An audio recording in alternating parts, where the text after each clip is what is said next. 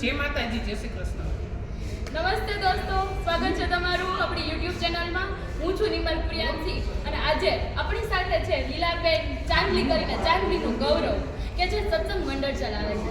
તો આપણું પૂરું નામ જરાક દર્શકોને જણાવી દેજો. મારું નામ લીલાબેન રમેશભાઈ સરદાર છે. મારું ગામ ચાંદલી છે. અમારો તાલુકો લોધિકા, જિલ્લો રાજકોટ છે. અત્યારે હું ખોડલ ગામ મહિલા સત્સંગ મંડળ ચલાવું છું.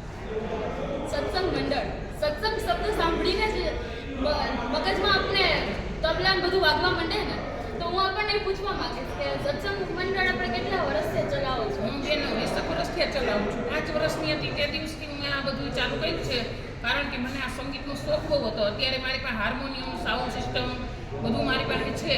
અત્યારે કદાચ હું રસોડામાં રસોઈ બનાવતી હોય, ડબલા પડ્યા હોય ને, તો મારો હાથ આમાં થતો હોય. એ પણ જરાક દર્શકોને જણાવી દેજો કે હાર્મોનિયમ છે કે તબલા છે કે તમે બધું સાથે એકલા જ ઓપરેટ કરો છો કે તમારી એકલી ટીમ છે કે કઈ રીતે બધું? જો હાર્મોનિયમ અને ગાવામાં હું એક જ હોય છે, પણ મારે ભેગા 8 બહેનો હોય છે. એટલે હું ગાતી હોય છે, પાછળ બહેનો ઝીલતા હોય છે.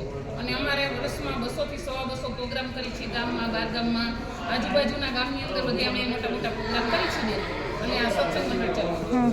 ઓકે, તો આ સત્સંગ મંડળ ચલાવવાનો વિચાર તમને ક્યાંથી આવ્યો? મને મારી ટૂંકમાં કહી શકી તો વારસાગતમાં આવેલું છે. મારા પપ્પા હતા તે બહુ જ, અત્યારે એની 100 વર્ષની ઉંમર થઈ છતાં અત્યારે સત્સંગ મંડળ બહુ મોટે પાયે ભજન ગાય અને 4 કિલોમીટર દરરોજ ચાલે. અને આજે ગમે ફાધર ડે છે એટલે મારા પપ્પા માટે હું એક ગૌરવ પણ લઈ શકું. એને મને વારસામાં ઘણું આપ્યું છે.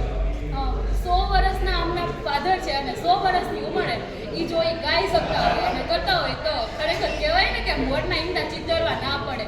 એના જેવી સેમ સિચ્યુએશન આપણે થઈ છે. લીલાબેનને એમના ફાધર તરફથી મળ્યું છે વારસામાં સંગીતનું કાર્ય, સત્સંગનું કાર્ય.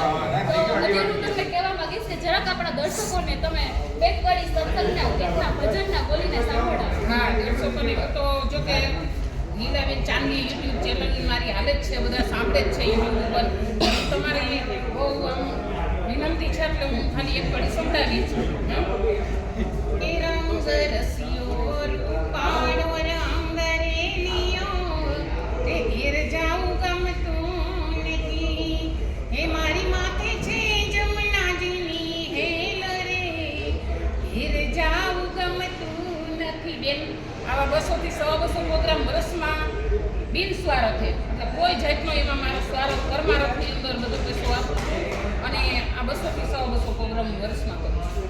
કહેવાય ને કે લીલાબેન ગીત ગાતા હોય ત્યારે પછી ઘેર જવું કોને ગમે? અને 200 થી 250 જેટલી અને આ સત્કર્મ કરે છે કે 1 રૂપિયો પોતાના માટે વાપરતા નથી. ગૌશાળામાં કે પંખીના ચણમાં આપે છે. તો આપને હું વિનંતી કરીશ કે લીલીબેન ચાંદલી ચેનલને સબસ્ક્રાઇબ કરો, લાઈક કરો અને શેર કરો. જે